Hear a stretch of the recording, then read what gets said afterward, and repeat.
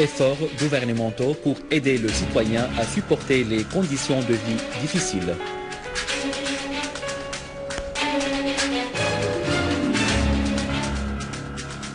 Sur directive du président Al-Assad, Al-Halaqi décerne l'ordre de fidélité du premier degré au chercheur dentiste Rachad Mourad. La Russie affirme que les États-Unis donnent des explications inexactes sur l'éventualité d'un usage de l'arme chimique en Syrie.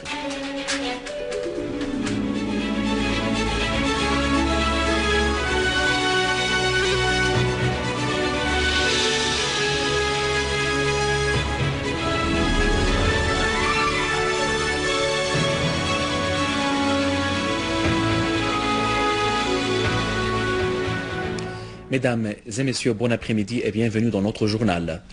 Le Premier ministre Wael Al-Halaqi a affirmé que le gouvernement était déterminé à améliorer les conditions de vie de citoyens et de lui assurer les vivres à un prix abordable et subventionné. Et ce à travers l'augmentation de la subvention et la fourniture aux citoyens des rations alimentaires le plus vite possible. M. Al-Halaqi, qui a présidé une réunion du comité de la réorganisation de la subvention, a souligné que cette réunion visait à adopter de nouvelles démarches économiques susceptibles d'aider le citoyen à supporter les conditions de vie difficiles dues à la crise que traverse le pays. En dépit de l'embargo économique imposé à la Syrie et de la guerre économique et médiatique tendancieuse, le gouvernement redoublait d'efforts pour affronter les défis, dont notamment la monopolisation par certains commerçants des matières de première nécessité, la hausse des prix et la manipulation du prix de dollar sur le marché syrien, a-t-il affirmé M. Al-Halaqi. Il a en outre mis l'accent sur la responsabilité que le ministère du Commerce intérieur et de la protection des consommateurs assume afin d'assurer des aliments au souk en grande quantité et durant quelques jours. Le comité a décidé d'ajouter de nouvelles matières alimentaires sur le billet d'approvisionnement à prix abordable et subventionné et de vendre 2 kilos de graisse et de l'huile via le livret de famille. Le comité a également décidé de consacrer 400 litres de mazout à chaque famille. Cette décision entre en vigueur à partir d'aujourd'hui. Sur directive du président Bachar al-Assad, le Premier ministre Wael Al-Halaqi a décerné l'ordre de fidélité du premier degré au professeur, dentiste, pharmacien et chercheur Rachad Mourad pour son authenticité et son abnégation dans son travail. Al-Halaqi a souligné le grand intérêt accordé par le président al-Assad au développement des recherches scientifiques et techniques dans les universités syriennes et aux inventions scientifiques qui servent le processus de développement dans le pays. Il a en outre affirmé que cette décoration reflète l'attachement du peuple syrien à la construction et à l'action pour réédifier la nouvelle Syrie de générosité, d'affection et de coexistence. Pour sa part, le professeur Mourad a apprécié hautement ce geste, la qualifiant de tournant dans son carrière et motif supplémentaire pour qu'il poursuive les recherches scientifiques. Dans la banlieue de Damas, des unités de l'armée arabe syrienne ont tendu une embuscade au sud de la ville d'Odmer à un groupe terroriste armé qui s'était infiltré depuis les frontières jordaniennes, liquidant 3 terroristes et saisissant un véhicule et les armes qui étaient à bord. Les armes saisies comprennent des canons B-10, des lance-roquettes, RPG, des fusils automatiques et d'autres allunettes, une grande quantité d'armes et des équipements de télécommunications. À Arhaïbe, toujours dans la banlieue de Damas, les unités de l'armée ont détruit une cache de groupes armés liquidant les terroristes qui s'y trouvent.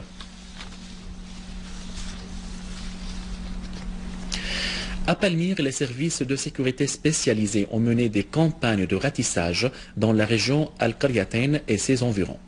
Une grande quantité de médicaments et des équipements médicaux volés, des roquettes, un véhicule immatriculé en Arabie Saoudite, des ordinateurs et des équipements des télécommunications ont été saisis par les services de sécurité spécialisés lors de cette opération.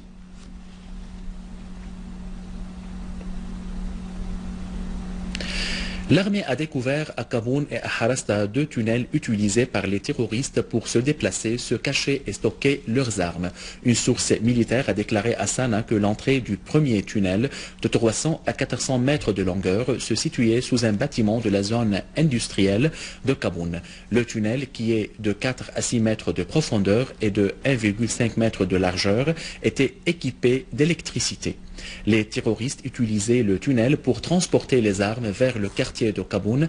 Cette même source a également ajouté que le deuxième tunnel de 300 mètres s'étend des fermes de Madiara vers l'un des points militaires à Harasta. Les terroristes utilisaient ce tunnel d'1 mètre de largeur pour agresser les civils et les soldats.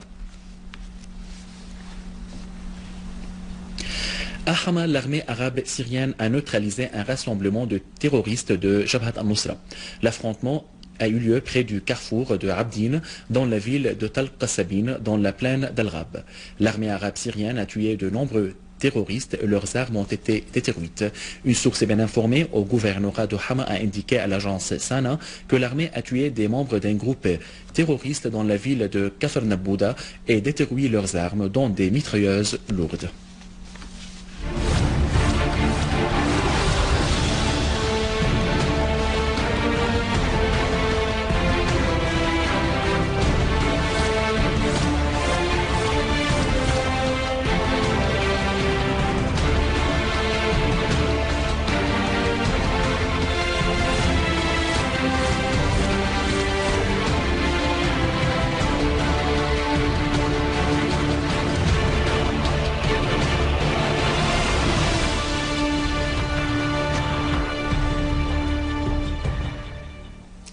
La Russie a appelé les États-Unis à réviser sa position erronée vis-à-vis d'un éventuel usage de l'arme chimique en Syrie. Répondant aux accusations lancées par la porte-parole du département d'État américain contre la Russie, selon lesquelles cette dernière entrave l'enquête menée par le Conseil de sécurité sur un éventuel usage de l'arme chimique en Syrie, le porte-parole du ministère russe des Affaires étrangères, Alexandre Loukachevitch, a appelé les États-Unis à réviser ces informations infondées et à coordonner avec Damas et l'ONU dans ce sens.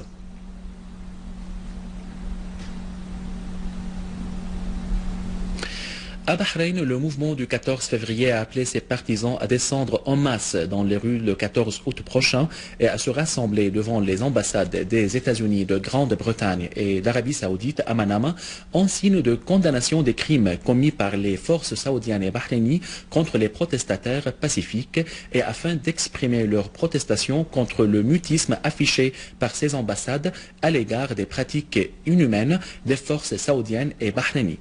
Notons que plusieurs partis dont l'Association d'entente nationale ont donné une suite favorable à l'appel lancé par le mouvement bahreïni Tamarod pour descendre dans les rues le 14 août. Notons également que le secrétaire général de l'Association d'entente nationale, Cheikh Ali Salman, a affirmé lors d'un rassemblement imposant organisé sur la place de la Liberté à l'ouest d'Al-Manama que les appels à manifester le 14 août se poursuivront jusqu'à la chute de la dictature à Bahreïn. À la fin de ce journal, je vous rappelle les principaux titres.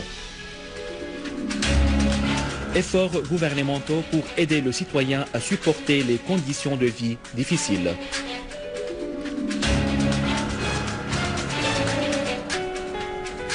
Sur directive du président Assad, Al-Halaqi décerne l'ordre de fidélité du premier degré au chercheur dentiste Rachad Mourad.